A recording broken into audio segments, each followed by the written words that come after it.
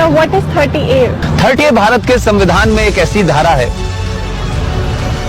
ये धारा ये कहती है कि हिंदू अपने धर्म की शिक्षा नहीं दे सकता, अपने कॉलेज में नहीं दे सकता, प्राइवेट कॉलेज में नहीं दे सकता, इसके लिए कॉलेज नहीं बना सकता, और जो सरकार के जो कॉलेजेस हैं उसमें नहीं दी जा सकती। लेकिन एक धारा है 30, वो 30 धारा मुसलमानों को इस बात की इजाजत देती है कि वो अपनी मजहब की शिक्षा के लिए कॉलेज खोल सकते हैं, वो मदरसे चला सकते हैं, क्रिश्चियन अपने मदरसे चला सकते हैं, स्कूल इंस्टीट्यूशन चला सकते हैं जहां वो अपने मजहब की शिक्षा दे सकते हैं। मेरा सवाल यह है, क्या संविधान के निर्माताओं को इस बात का बोध नहीं था कि सिन्नी जी, अगर आप अपने धर्म की शिक्षा आपको नहीं मिलेगी तो आप में संस्कार कहां से आएंगे, आप में फेथ कहां से आएगा, आप वेद क्या हैं, पुराण क्या है, कैसे जानेंगे अगर आपसे कहा जाए आपको ये नहीं पढ़ना है।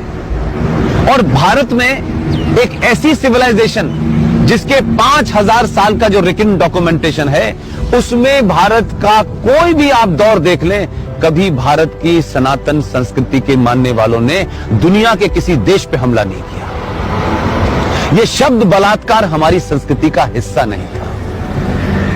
ये घूंघट इसलिए नहीं था कि हमारे यहां था, हमको गलत नैरेटिव दिया गया।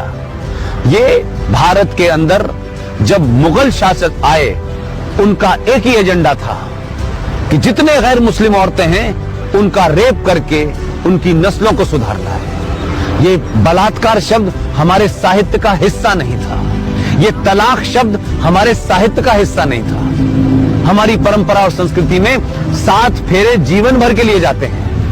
इस्लाम में शादी is a contract between 2 people, it's a business. आपने शादी मुझसे की और शादी करने के कुछ दिन के बाद आपको लगा कि मैं रहना नहीं चाहती, तो बिजनेस कॉन्ट्रैक्ट है, आपने कॉन्ट्रैक्ट कैंसिल कर दिया। तो आर्टिकल 30A भारत के संविधान से हटना चाहिए। इस देश के 90 से 95 करोड़ हिंदुओं को उनका शास्त्र क्या कहता है, उनका वेद क्या कहता है, इसकी शिक्षा की इजाजत देनी चाहिए। और मंदिरों के ऊपर जो हिंदू पैसा चढ़ाते हैं, यह भी एक लॉ है जो नहीं पता देश को।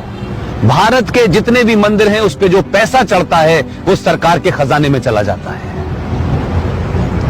और भारत के मजारों के ऊपर जो पैसा चढ़ता है, जो गुरुद्वारों में पैसा चढ़ता है, वो सारा का सारा पैसा उस धर्म के मानने वालों के पास चला जाता है।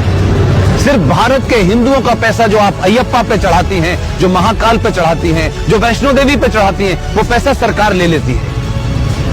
तो अगर भारत के मंदिरों पे चढ़ने वाले पैसे से भारत के लोग, हिंदू लोग, सनातनी लोग अपने विश्वविद्यालय खोलना चाहें कि हम सनातन की संस्कृति के बारे में बताएंगे, पुराणों को पढ़ाएंगे, तो उसकी भी छूट नहीं है। ये संविधान में 2 धाराएं एंटी हिंदू हैं, इनको समाप्त होना चाहिए। और मैंने कल भी घोषणा की है कि अगले 2 साल में इसके खिलाफ भी मैं